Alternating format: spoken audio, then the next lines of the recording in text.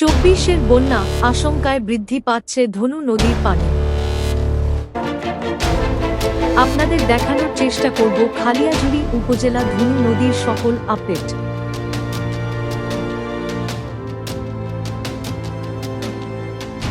চলুন দেখে নেওয়া যাক।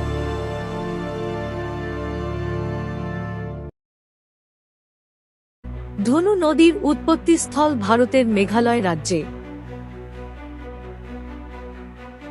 বিস্তৃত স্রোতধারার নদীটি মেঘালয়ের জাদুকাটা ও ধুমালিয়া এ দুটি নদী একত্রিত হয়ে ধনু নদীর মূল প্রবাহের সৃষ্টি হয়েছে।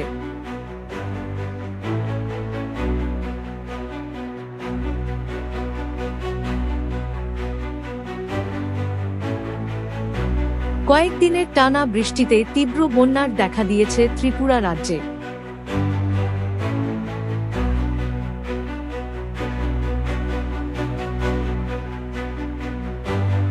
বন্যার কারণে ডুম্বুর জলবিদ্যুৎ প্রকল্পে বাঁধের গেট খুলেছে ভারত, এর ফলে তীব্র গতিতে পানি প্রবেশ করছে বাংলাদেশে।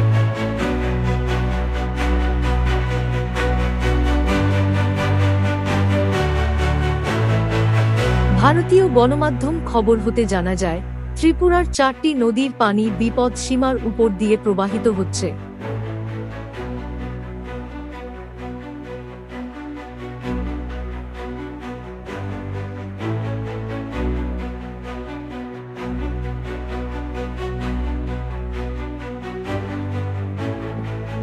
ফলে চরম বন্যা পরিস্থিতিতে বাংলাদেশ। উত্তর পূর্বাঞ্চলের উজানে ভারতের মেঘালয় রাজ্য থেকে আসা পানির কারণে খালিয়াজুড়ি ধনু নদীর পানি ক্রমশ বৃদ্ধি পাচ্ছে।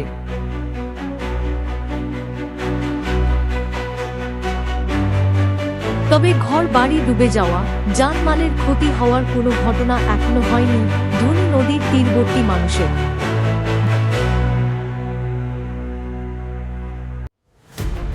বন্যা পূর্বাভাস ও সতর্কীকরণ কেন্দ্র সূত্রানুসারে জানা যায়, সোমেশ্বরী নদী কলমাকান্দা পানি বিপদসীমার 4 সেন্টিমিটারের নিচে।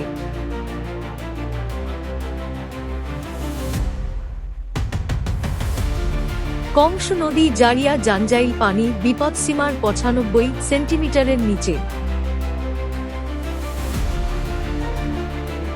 বাউলাই নদী খালিয়াজুড়ি পানি বিপদসীমার 110 সেন্টিমিটারের নিচে। সোমেশ্বরী নদী দুর্গাপুর পানি বিপদসীমার 261 সেন্টিমিটারের নিচে। নেত্রকোনার নদ নদীর পানি বৃদ্ধি সংক্রান্ত তথ্য নেত্রকোনা হেল্পলাইনে প্রকাশিত করে।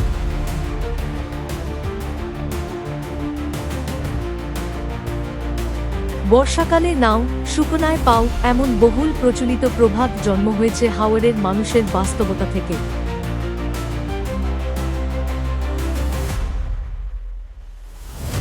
বিস্তৃত স্রোতধারার নদীটি খালিয়াজুড়ি, ইটনা, মিঠামিন, আষ্টগ্রাম, নিকলি, বাজিতপুর উপজেলা হয়ে মেঘনার সাথে মিলিত হয়েছে।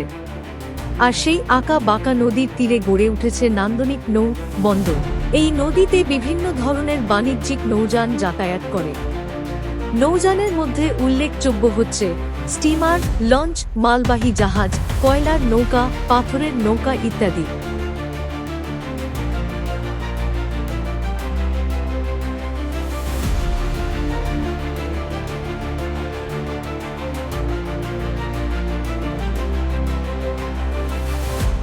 বর্ষাকালে নাও, শুকনায় পাও এমন বহুল প্রচলিত প্রবাদ জন্ম হয়েছে হাওরের মানুষের বাস্তবতা থেকে।